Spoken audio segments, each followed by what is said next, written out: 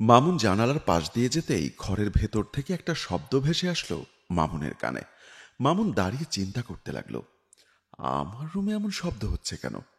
মামুন কথা ভেবে জানালা দিয়ে উকি দিয়ে যা দেখল, সেটা মামুন কল্পনাও করতে পারেনি। মামুনের স্ত্রী সোনিয়া অন্য একটা ছেলের সঙ্গে বিছানায় অন্তরঙ্গ মুহূর্ত কাটাচ্ছে। নিজের বিবাহিত স্ত্রীকে অন্য পরপুরুষের সঙ্গে এমন অবস্থায় দেখে মামুনের পায়ের নিচের মাটি যেন সরে যাচ্ছে। মামুন কি করবে ঠিক বুঝে উঠতে পারছে না। মামুন চিন্তা করতে লাগলো, আমি অফিস থেকে আজ একটু তাড়াতাড়ি বাসায় আসলাম, আর এসে আমি এসব কি দেখছি? আমি যাকে আমার জীবনের চেয়েও বেশি ভালোবাসি, সেই ভালোবাসার মানুষটি আমাকে এভাবে ঠকিয়ে যাচ্ছে।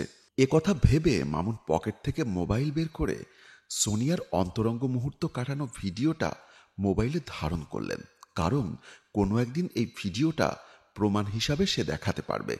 মোবাইলটা পকেটে রেখে চিন্তা করতে লাগলো, এখন রুমে গিয়ে ওদের রোমাঞ্চে বাধা হতে চাই না, আমি বরং দোকানে গিয়ে এক কাপ চা খেয়ে আসি। মামুন এই কথা ভেবে আর দেরি না করে দোকানে যাওয়ার উদ্দেশ্যে রওনা দিলেন। সোনিয়া বিছানার চাদর ঠিক করছে। এমন সময় মামুন এসে সোনিয়াকে জিজ্ঞেস করল, এ কি বিছানা উলটপালট হয়ে রয়েছে? বিছানার সঙ্গে কি যুদ্ধ করেছ নাকি? মামুনের কথা শুনে থতমত খেয়ে সোনিয়া বলল, এ কি, তুমি যে আজ এত সকাল সকাল অফিস থেকে চলে এসেছো? আমার অফিস আরো 1 ঘন্টা আগে ছুটি হয়েছে, দোকানে বসে একটু চা খেলাম, তাই লেট হয়ে গেল। ঠিক আছে, তুমি সারাদিন অফিসে অনেক কাজ করে অনেক ক্লান্ত হয়ে গেছো, তুমি ফ্রেশ হয়ে এসো, আমরা দুজন আজ একসঙ্গে খাবার খাবো। এই কথা বলে সোনিয়া মামুনের গালে একটা কিস করে বলল, তাড়াতাড়ি যাও, আমি আর ক্ষুধার জ্বালা সহ্য করতে পারছি না। মামুন সোনিয়াকে কোনো কিছু বুঝতে না দিয়ে ওয়াশরুমে চলে গেলেন। মামুন ও সাব্বির একটি চায়ের দোকানে দাঁড়িয়ে দাঁড়িয়ে চা খাচ্ছে। হঠাৎ মামুনের চোখ পড়ল রাস্তায় সোনিয়া আর একটা ছেলের হাত ধরে হেঁটে যাচ্ছে। সোনিয়া একটি মডার্ন ড্রেস পরা, পরপুরুষের সাথে রাস্তা দিয়ে হেঁটে যাওয়া দেখে মামুনের মাথায় যেন রক্ত উঠে গেল। মামুন কি করবে ঠিক বুঝে উঠতে পারছে না। পকেট থেকে টাকা বের করে দোকানদারকে দিয়ে সাব্বিরকে বলল, সাব্বির, তুমি অফিসে যাও, আমি এখন একটু বাসায় যাচ্ছি, আমি সকালে গিয়ে বসের সঙ্গে কথা বলবো। ঠিক আছে স্যার, বাসায় যদি জরুরি কাজ থাকে আপনি যান, আমি বসকে বলে দিব। দেরি না করে দ্রুত মামুন বাসার দিকে রওনা হলো। মামুন সোফার উপরে বসে আছে। এমন সময় সোনিয়া মামুনের সামনে এসে বলল, এ কি, তুমি, তোমার তো এখন অফিসে থাকার কথা, বাসায় কখন আসলে? আমি বাসায় কখন এসেছি সেটা তোমার না জানলেও চলবে। তুমি কোথায় গিয়েছিলে? আমি আমার বান্ধবীর বাসায় গিয়েছিলাম, ভেবেছিলাম তুমি বাসায় আসলে তোমাকে বলবো। জানো, আমার বান্ধবী না প্রচুর অসুস্থ, ও তো আমাকে বাসায় আসতেই দিবে না, তবুও আমি তোমার কথা ভেবে বাসায় চলে আসলাম।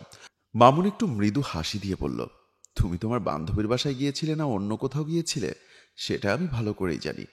তুমি যে ছেলেটার হাত ধরে সারাদিন ঘোরাঘুরি করলে, তা ছেলেটা কে? তুমি কি সব ফালতু কথা বলছো? আমি কেন অন্য ছেলের হাত ধরে ঘোরাঘুরি করব? তুমি কাকে না কাকে দেখেছো, শুধু শুধু আমাকে দোষ দিচ্ছ। বুঝতে পেরেছি, সারাদিন খাটাখাটনি করার পর তোমার মাথা ঠিক নেই। এই, যাও তো, তুমি ফ্রেশ হয়ে এসো, আমি তোমাকে আদর করে দিচ্ছি। আমাকে তোমার আর আদর করতে হবে না, তুমি এত সময় যার সাথে ছিলে তাকে আদর করলেই হবে। এ কথা বলেই মামুন মোবাইলটা সোফার উপরে রেখে ওয়াশরুমে চলে গেল ফ্রেশ হওয়ার জন্য। সোনিয়া কিমন করে যেন মামুনের মোবাইলটা হাতে নিয়ে চাপাচাপি করতে লাগলো। হঠাৎ সোনিয়ার চোখ পড়ল গ্যালারিতে। সোনিয়া আর মুন্নার অন্তরঙ্গ মুহূর্তের ভিডিও দেখে সোনিয়া অবাক হয়ে গেল। সোনিয়া ওর নিজের এই ভিডিও দেখে সোনিয়ার পায়ের তলার মাটি যেন সরে যাচ্ছে। কি করবে ঠিক বুঝে উঠতে পারছে না। সোনিয়া চিন্তা করতে লাগলো, মুন্নার সাথে আমার যে অবৈধ সম্পর্ক সেটা মামুন অনেক আগে থেকেই জানে, কিন্তু মামুন তো কোনোদিন কিছু বুঝতে দেয়নি। সোনিয়া চিন্তা করতে লাগলো, এই কথাগুলো মুন্নাকে অবশ্যই জানানো প্রয়োজন। সোনিয়া মোবাইল বের করে মুন্নাকে কল দিল। মুন্না কল রিসিভ করতেই সোনিয়া মুন্নাকে বলতে লাগলো, জানো, আমাদের ভালোবাসার সম্পর্ক মামুন সব জানে, এখন কি করব বলো? আমাদের সম্পর্কের কথা মামুন জানে মানে? মামুন কিভাবে জানবে? তোমার আর আমার শারীরিক সম্পর্কের ভিডিও মামুনের মোবাইলে আছে, ও অনেক আগে থেকেই জানে তোমার সঙ্গে আমার অবৈধ সম্পর্ক আছে। এর মাঝে দরজার শব্দ শুনে সোনিয়া কল কেটে দিল। মামুন এসে সোনিয়ার পাশে বসে শান্ত গলায় সোনিয়াকে জিজ্ঞেস করল, তুমি আমার কাছে কি চাও? আমি তোমার কাছে কি চাই সেটা তুমি ভালো করেই জানো, আমার আর নতুন করে কিছু বলার নেই। মামুন আবারও জিজ্ঞাসা করল, তুমি আমার কাছে কি চাও, একটু খোলাখুলি করে বলো, আমি তোমার প্যাচের কথা বুঝতে পারি না। সোনিয়া এই সুযোগের অপেক্ষায় এতদিন ছিল। সোনিয়া বলল, আমি তোমার কাছে ডিভোর্স চাই। সোনিয়ার মুখে এমন কথা শোনার জন্য মামুন কখনোই প্রস্তুত ছিল না। মামুন নিজেকে আর কন্ট্রোল করতে না পেরে সজোরে একটা চড় বসিয়ে দিল সোনিয়ার গালে। সোনিয়া চড় খেয়ে চোখ মুখ লাল করে মামুনকে বলতে লাগলো, তোমার এত বড় সাহস, তুমি আমার গায়ে হাত তুললে? আমি আর এক মুহূর্ত এ বাড়িতে থাকতে চাই না। আমাকে এখন এই মুহূর্তে ডিভোর্স দাও। আমি আমার বাবার বাড়িতে চলে যাব। তোমার সাথে সংসার করে আমি একদম সুখী না। না পারো আমাকে দামি গহনা দিতে, আর না পারো শারীরিক সুখ দিতে। কোনো কিছুতেই তোমার কাছে আমি সুখী না। সোনিয়ার মুখে এমন কথা শুনে মামুন আর চোখের পানি ধরে রাখতে পারল না। চোখের পানি ছেড়ে দিয়ে বলতে লাগলো, আমি তোমাকে আমার জীবনের চেয়েও বেশি ভালোবাসি। তোমার মুন্নার সঙ্গে অবৈধ সম্পর্ক, সেটা আমি অনেক আগে থেকে জানি। আমি আল্লাহ তাআলার কাছে সবসময় ফরিয়াদ করতাম, হে আল্লাহ, আমি যাকে এতটা ভালোবাসি তাকে তুমি হেদায়েত দান করো। হয়তোবা আমি তোমাকে গাড়ি বাড়ি স্বর্ণালংকার দিতে পারিনি, কিন্তু আমি তোমাকে সবসময় সুখে রাখার চেষ্টা করেছি। তোমার জন্য এত কিছু করার পরও যখন আমি তোমাকে কোনো কিছু দিয়ে সুখী করতে পারি না, তাহলে আমিও আর তোমার সঙ্গে সংসার করতে চাই না। জানো, তোমাদের মতো কিছু মেয়েরা অন্য পুরুষে আসক্ত হয়। সেই সব মেয়েরা এক পুরুষের সঙ্গে সংসার করতে পারে না। যাও, আজ থেকে তুমি মুক্ত। তোমাকে আমি আজই ডিভোর্স দিচ্ছি। আর হ্যাঁ, আরেকটা কথা, সাথে সাথে তোমার কাবিনের টাকাটাও তোমার অ্যাকাউন্টে পাঠিয়ে দিচ্ছি। এই কথা বলে মামুন ওখানেই বসে বসে কান্না করতে লাগলো। সোনিয়া কোনো প্রকার অনুতপ্ত না হয়ে হাসি মুখে ঘর থেকে বের হয়ে গেল। সোনিয়া মুন্নার বাড়ির সামনে আসতেই মুন্নার সাথে দেখা। মুন্না সোনিয়াকে জিজ্ঞাসা করলো, এ কি, তুমি হঠাৎ আমার বাড়িতে চলে আসলে? আমি একেবারে তোমার কাছে চলে এসেছি। আমি আর মামুনের সংসারে থাকতে চাই না। জানো, মামুন আজ আমাকে ডিভোর্স দেবে। চলো, আমরা আজই বিয়ে করব। সোনিয়ার কথা শুনে মুন্না বলল, বিয়ে করব?